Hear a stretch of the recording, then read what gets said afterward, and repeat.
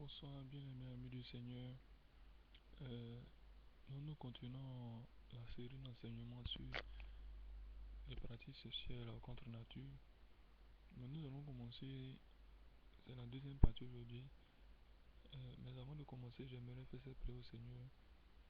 Merci Seigneur, ma chère, pour toutes ces personnes-là qui écoutent, qui ont des frères, qui ont des amis, qui ont des connaissances proches qui sont dans ces pièges de l'homosexualité, du travestisme, de la lesbienne, de la pédophilie, de la zoophilie, qu'ils puissent sortir de ces choses-là et qu'ils puissent vraiment t'adorer en esprit et en vérité. Qu'ils puissent vraiment être dans ta volonté afin d'être sauvés. Que ton nom soit béni. Donc je vais exposer un échange entre un homosexuel réel et un MC que j'ai piqué sur le journal Le Monde, sur un célèbre journal français. Donc, le patient homosexuel est en train de parler. Bonjour, mon père a été amoureux d'un homme dans sa jeunesse et s'est interdit toute relation avec cet homme pour des raisons de mœurs et familiales. Il s'est marié et connaît, me semble-t-il, un bonheur complet avec les femmes à présent. Le souci vient du fait que sur ses 3 enfants, 2 sont homosexuels, j'en suis. Et je me permets de dire que le troisième a quelques problèmes avec lui-même sur ce sujet. Je ne crois pas au fait que l'homosexualité soit héréditaire, ni qu'elle se façonne par l'éducation.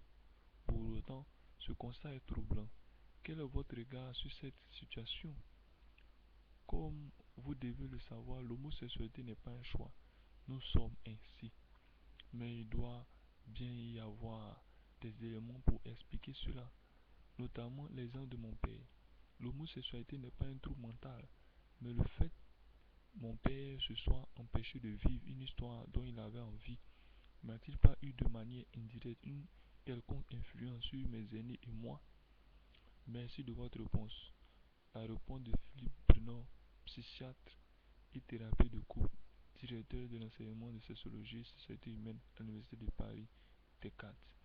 Donc le psy maintenant va répondre. Vous abordez une question très importante dont on ne parle cependant jamais, tant elle est empreinte d'idéologie. Je vais essayer d'y répondre en quelques points. Vous avez entièrement raison de dire que l'homosexualité n'est pas un choix, question qui trouble, gêne, provoque.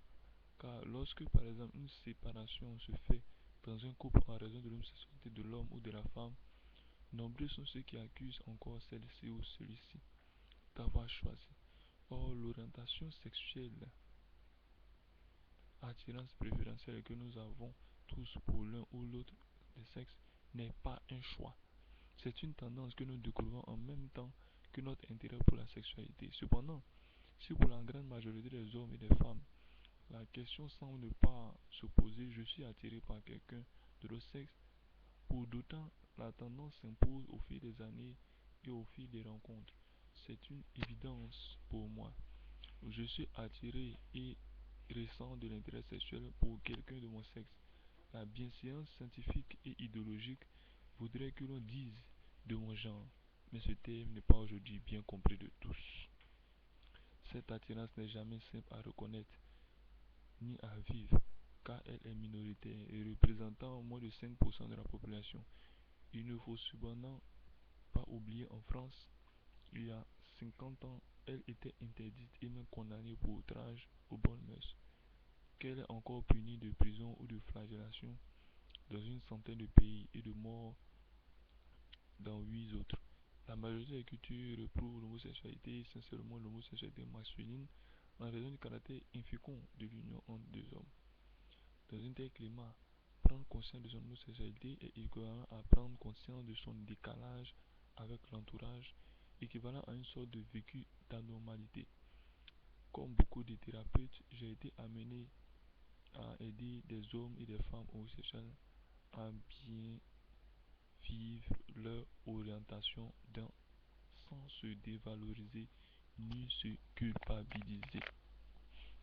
Bien aimé du Seigneur, vous avez compris l'abomination. Cet homme-là qui consent l'homosexualité nous avons vu plus tard dans Romains 1, verset 32 que la Bible condamne non seulement l'homosexualité, et aussi ceux qui approuvent l'homosexualité. La Bible même les met dans le même vase de condamnation. Donc vous voyez cet homme-là qui recommande aux patients de continuer l'homosexualité. Et même si ce patient-là n'avait pas la force de continuer, qu'il vienne à lui, il lui donnerait les armes et les conseils nécessaires pour continuer. Voyez-vous l'abomination? Bien-aimés, réveillez-vous, réveillons-nous et craignez l'Éternel. La Bible dit qu'il est terrible de tomber entre les mains du Dieu vivant. Il est terrible. Donc, relisons le verset Romains 1,32. Ils connaissent très bien la sentence de Yahweh qui déclare passer de mort ceux qui agissent ainsi. Donc, la mort dont il s'agit ici, c'est la deuxième mort, la seconde mort, pas la mort physique, mais la mort spirituelle, c'est-à-dire dans le temps de feu. Continuons. Malgré cela, non seulement ils commettent de telles actions, mais encore ils approuvent ceux qui les font. Donc, l'erreur vient encore de deux catégories de personnes.